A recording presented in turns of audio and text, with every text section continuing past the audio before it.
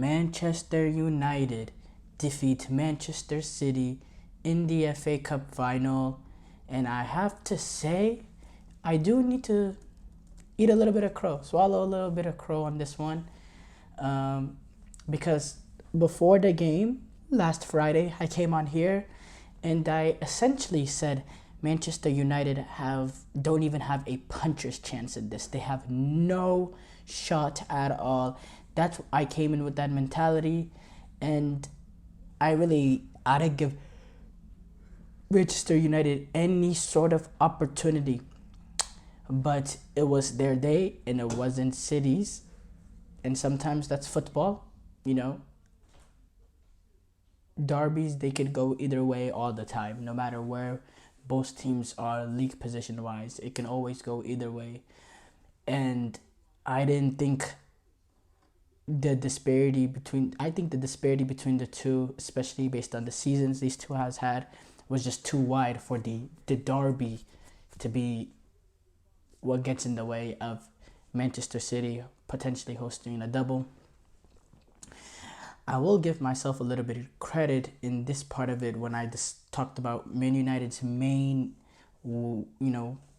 chance that they have in this is the counter attack, and it's the pace that they have up front with Garnacho, with Marcus Rashford, and that really gave Manchester City problems in that first half. Despite holding the ball for 70% or whatever crazy amount in that first half, United had a few opportunities on the counter. Garnacho, he got a goal through a mistake, but it came through his pace. And in this sort of levels that you're in right now, United are going to have to, United can't just, United can't just go and outplay City. They're going to need to take advantage in transition, and they're going to need to get a little bit of lucky, which they did. City didn't come with their finishing boots, didn't come with that decisiveness, that cutting edge that we usually see from Manchester City. They missed a few opportunities. Haaland hit the post. It was just like everything was just, it was just that kind of day where just everything just felt off for Manchester City. While United, on the other hand, they were very, very solid. They played their best game. The passion, the desire, the fight, the hunger, the mental strength and resilience. Because, you know what? I'll say this. Whether he's gone or not, it'll be decided within the next couple of days. It seems like, afterwards, right after the final, it seemed like he was still definitely out of there. But over the last 24, 48 hours, it seems like a kind of, there's been some life in this for Ten Hag. Maybe he might have a chance to retain his job. That'll be remain to determine. But what it wasn't remain to determine was those players on the pitch yesterday. They fought for him. They died for him on the pitch. They did everything they could for Ten Hag. You saw the post-game scenes with Lisandro lifting him up, Ten Hag feeling a sense of relief, even though that's not, he doesn't know that's his job. He doesn't know yet whether or not that'll save his job, but you could just see the passion that was there. And really hard to compartmentalize all what's going on while preparing for a FA Cup final. It's not the easiest thing in the world. We'll go back into Ten Hag. We'll discuss that angle later on. But as far as the game, City had 19 shots to United's 11. Only 4 shots on target for Manchester City, for 5 shots for Manchester United. Your City weren't clinical enough. Erling Haaland, he barely got a foot into the game. He was just a little bit off. Opportunities that he wasn't able to bury. Phil Foden, he was lively in certain areas, but he wasn't really getting in the most dangerous of areas that really, that could really benefit the team. De Bruyne, he got subbed off early in that second half, but De Bruyne, he wasn't in the game. He really struggled to get a foot on the ball, and when he did get on the ball, he just didn't look like himself. And when you have a team with the quality that City has, you're not afraid. Pep Guardiola is not afraid to take out his best player. And that's what he did with Kevin De Bruyne. Jeremy Doku, he came in and off the bench, and he was very, very lively. He was very, very lively. He was on dangerous areas. He ended up scoring a bad, really, really bad mistake for Onana, who's made plenty of mistakes all season. And if you told me that Onana could do a howler, would make a howler mistake and United would still win, again, it just shows, the dedication, the work rate, the effort that these United players put into this game. They all really put a shift in. The mentality was amazing defensively. They defended for their lives.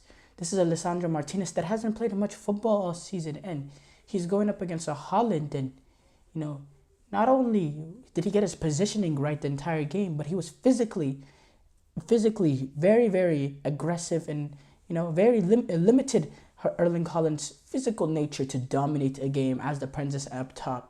Rafael Varane, he was very, very good. This is his last ever game for Manchester United. Kobe Menu, he was very, very good. Controlled the midfield, and he also, he had the capacity to make the late runs into the box. He was on the end of a ball to get a goal. Fantastic team goal, by the way, on that second goal. It was just everything that United want is, the way that they moved the ball quickly. It was a very, very good team, beautiful goal. Now,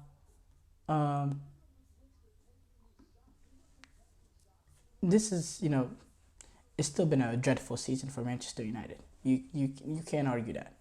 It's been a very, very dreadful season. And it's been a frustrating season.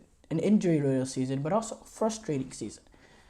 But this winning a trophy is a very, very good accomplishment for them. Winning the FA Cup final, and you know what? The amazing thing is, it's all fine margins in this sport, because, if it's not a pinky nail away of an offsides decision by Coventry in extra time in the semi-final, this conversation would not be happening, and Ten Hag would have been fired by now if it wasn't for a pinky toenail margin of being offside, just literally by this much, a toenail offsides. And that's enough to potentially give Erik ten Hag more life, and gives Manchester United a trophy, an FA Cup trophy. This is 2 trophies in 2 years. They went on a ridiculous amount of time under Ole Gunnar Solskjaer and the last 2 years of Mourinho's reign, where they didn't win a single trophy at United. They were in a very, very long time. It was a trophy drought for Manchester United, and Erik ten Hag came in and he's won 2 on the bounce. Carabao Cup last year, FA Cup final this year, and it's hard to ignore some of the things he's had to deal with when you talk about the injury-riddled campaign that he had this season, when you're talking about having to deal with the Ronaldo dilemma to start off the season last season. He's had a tremendous amount of hardships to go through. Now, this season has not been good enough. The style of play has been dreadful. And, it's really been unacceptable the way United have performed this season. But, they do, with this win, get into Europa League football. So he has that. That is something that United have to look forward to, Europa League football, which also gives them a backup option for next year's Champions League, despite the fact that they'll be expected to finish within the Champions League spots with the players coming back. That's just the expectation at Manchester United. But it gives you a backup option to get into the Champions League by winning the Europa League.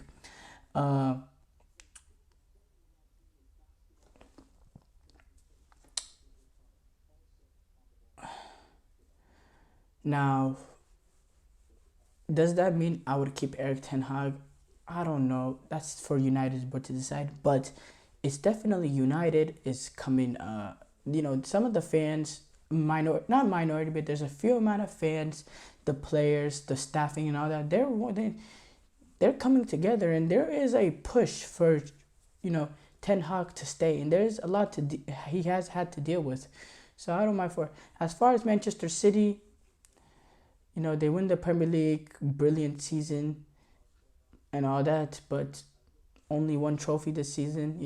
The expectations they create for themselves, This is not the best of seasons. They had a very, very good Premier League season, but the expectation they created for themselves. I remember Pep Guardiola, he was saying in his press conference, "Oh yeah, we just lose the FA Cup. Now we're not. Then that was a bad season. It's not how it works." But at the end of the day, the success is determined by trophies. And at the end of the day, one trophy for the amount of money that they have and the expectation, in the way that they're a victim of their own success, the expectation they have created for themselves, one trophy is not enough to be rendered a successful season. Despite the fact that they had a brilliant Premier League campaign, it's just, for Manchester City, it's just what it is. It is what it is.